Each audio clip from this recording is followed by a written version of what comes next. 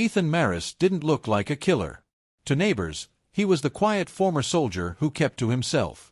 But beneath that silence was a man meticulously planning one of the deadliest mass shootings Minnesota had ever seen, and he wasn't planning to stop at just one town. By the time the cops realized who he was, Ethan had already vanished into the woods, armed, trained, and determined. This is the chilling story of how law enforcement raced against time to stop a domestic terrorist before he could strike again. It was supposed to be the most peaceful day of the season in Westridge, Minnesota. The small town, tucked between rolling hills and thick patches of forest, had always been known for its safety and strong community ties. On that Saturday morning, families lined the sidewalks with lawn chairs and blankets, preparing to watch the beloved annual harvest parade. Local school bands tuned their instruments, food trucks fired up their grills, and the scent of caramel apples and kettle corn drifted through the crisp fall air. It felt like nothing could go wrong. Then, at exactly 10:17 a.m., the sound of gunfire cracked through the air. At first, many believed it was part of the parade, maybe a misfired firework or a vehicle backfiring. But seconds later, panic erupted. Screams followed. People began running in all directions. In the confusion, bystanders caught only fleeting glimpses of the figure behind the chaos, a man clad in dark tactical clothing, his face partially obscured, holding what witnesses later described as a semi-automatic rifle. He moved with terrifying precision, shifting his position between parked cars and vendor stalls, appearing to know exactly where he wanted to go and who he wanted to hit. Some said he avoided eye contact. Others recalled that he looked calm.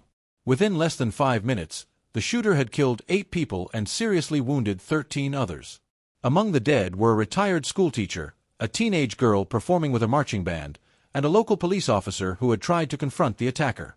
The gunman vanished as quickly as he appeared. Surveillance cameras near the square only caught the chaos, not a clear view of the shooter's face.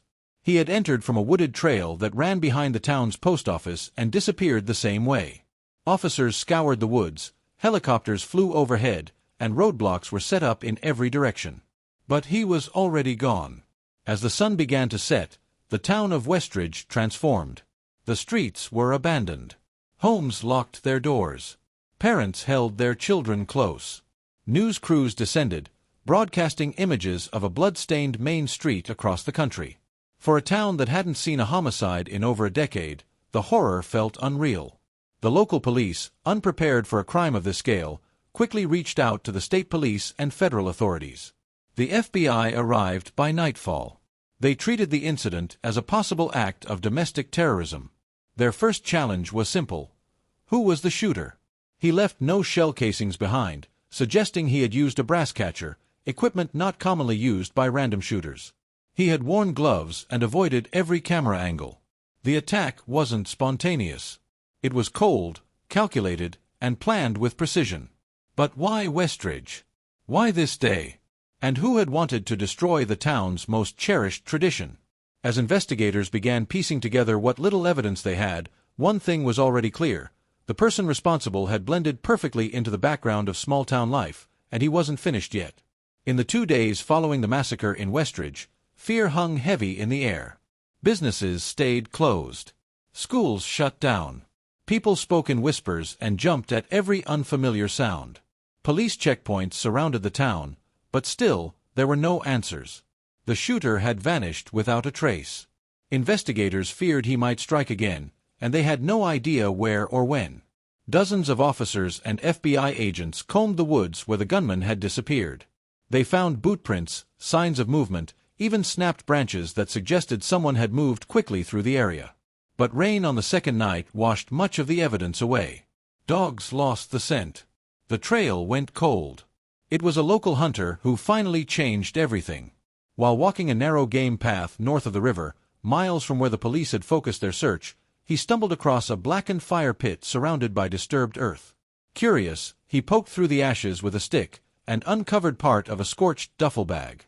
Inside were tactical gloves, several empty ammunition magazines, and a half-melted plastic water bottle. Most importantly, there was a torn map of Westridge, with certain locations, Main Street, the post office, and the parade route, circled in red ink. The bag was rushed to a lab for testing.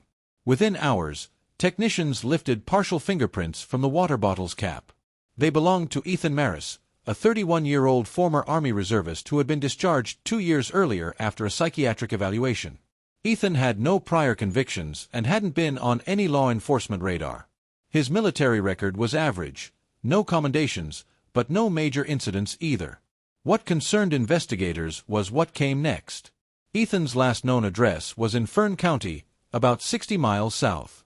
When a tactical team arrived at the rural property, they found the place abandoned.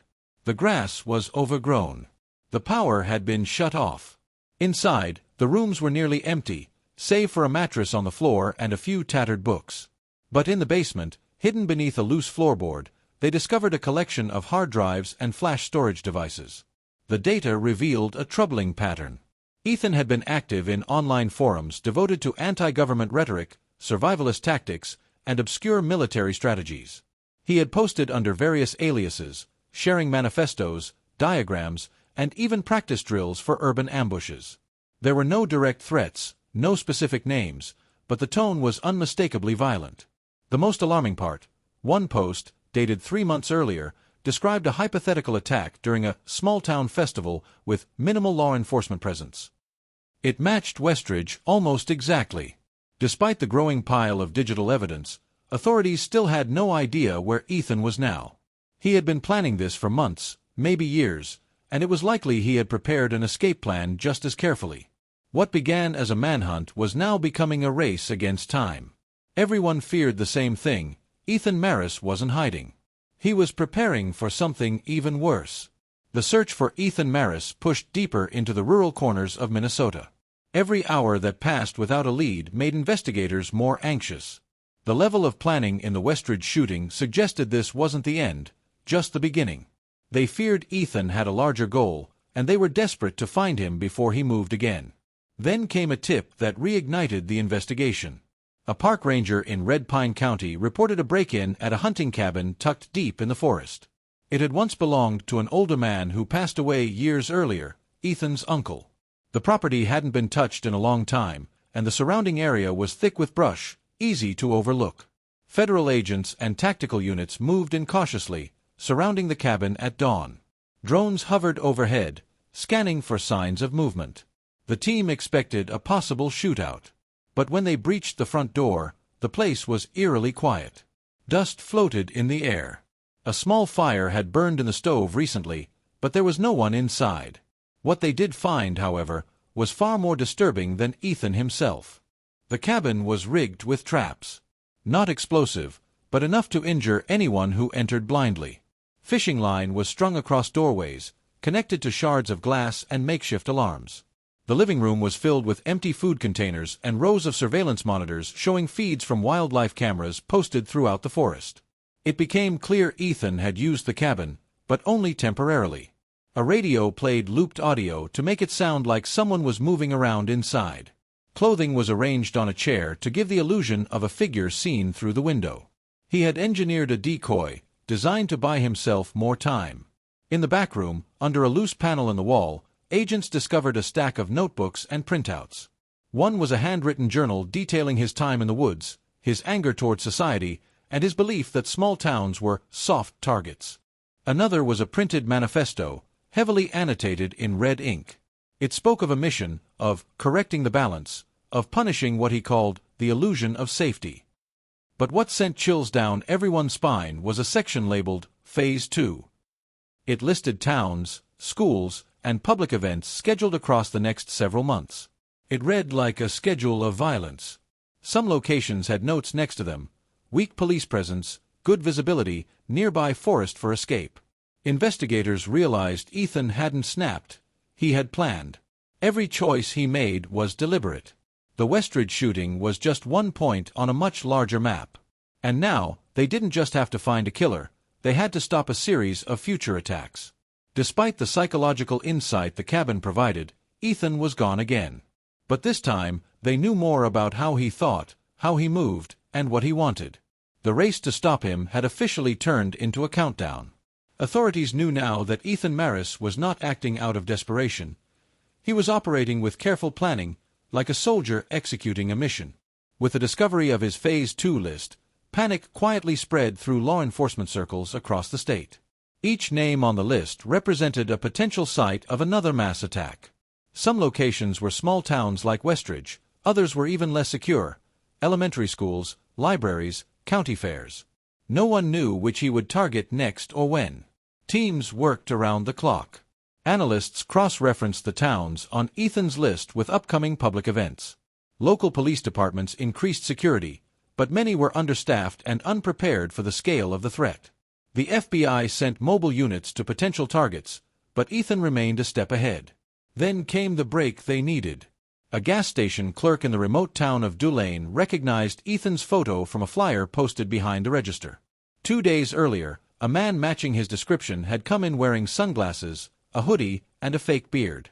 He paid in cash and bought a few basic supplies: fuel, canned food, and a prepaid phone. He didn't speak much. But the clerk remembered the odd detail. He seemed to be watching the clock on the wall very closely, as if timing something. Security footage confirmed it was Ethan. Investigators quickly mapped out the region around Dulain and discovered a heavily wooded state park just 12 miles away, Crow's Hollow Preserve, rarely visited and full of deep trails and hidden shelters. The terrain was rough and perfect for someone looking to disappear. Rather than storm the park blindly, agents used a different tactic. They released a fake emergency radio broadcast, scripted and encrypted, designed to sound like internal police chatter. The transmission mentioned a field trip scheduled for a local high school, an imaginary one, taking place in a nearby town.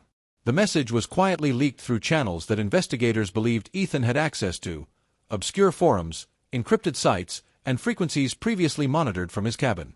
Then, they waited. The next morning, drones equipped with infrared spotted movement under dense tree cover near Crow's Hollow. A figure, carefully camouflaged, emerged from a crude shelter built beneath an overhanging rock ledge.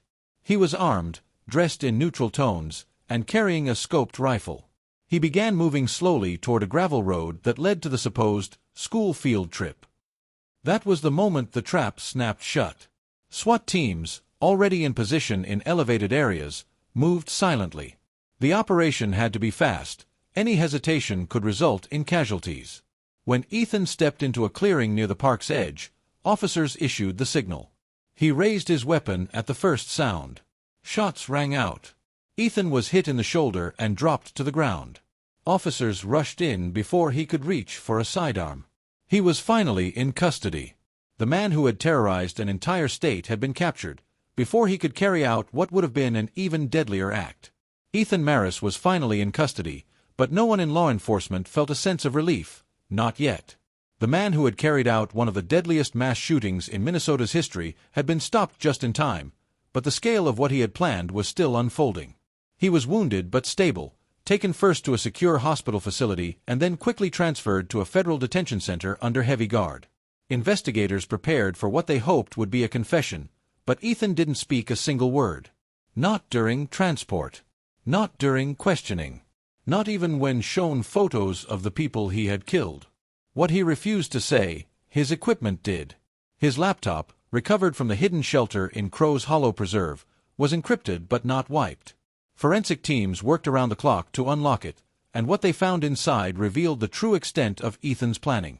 There were floor plans of public schools, aerial maps of town centers, emergency response times for various jurisdictions, and hundreds of pages of detailed notes, timings, exits, tactical angles, and vulnerabilities.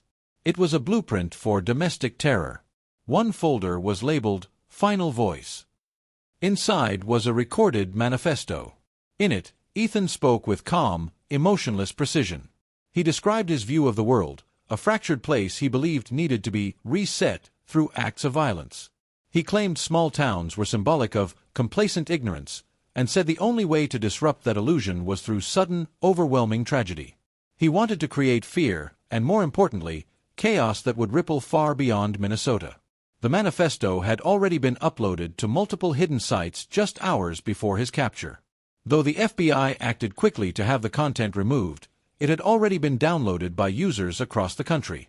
Some had commented on it. Others had started sharing it under aliases. There were fears that Ethan's actions could inspire copycats, and federal authorities launched a broader probe to track anyone engaging with his writings. At his trial, Ethan Marris was silent again. He appeared distant, detached, and unbothered by the proceedings. The evidence was overwhelming. Surveillance photos, digital trails, fingerprints, and ballistics linked him to the Westridge shooting and the planned follow-up attack. The jury took less than 5 hours to return a verdict: guilty on all counts, 8 counts of first-degree murder, 13 counts of attempted murder, terrorism charges, weapons violations, and attempted mass violence. Ethan was sentenced to life in prison without the possibility of parole. The courtroom was filled with the families of the victims. Some wept, others sat frozen, staring at the man who had taken so much from them. He showed no reaction. Though justice had been served, the scars left behind could not be erased. Westridge would never be the same. The town's harvest parade was cancelled indefinitely. School security was overhauled statewide. And even though Ethan Marris would never see freedom again, the fear he created continued to haunt the quiet corners of Minnesota.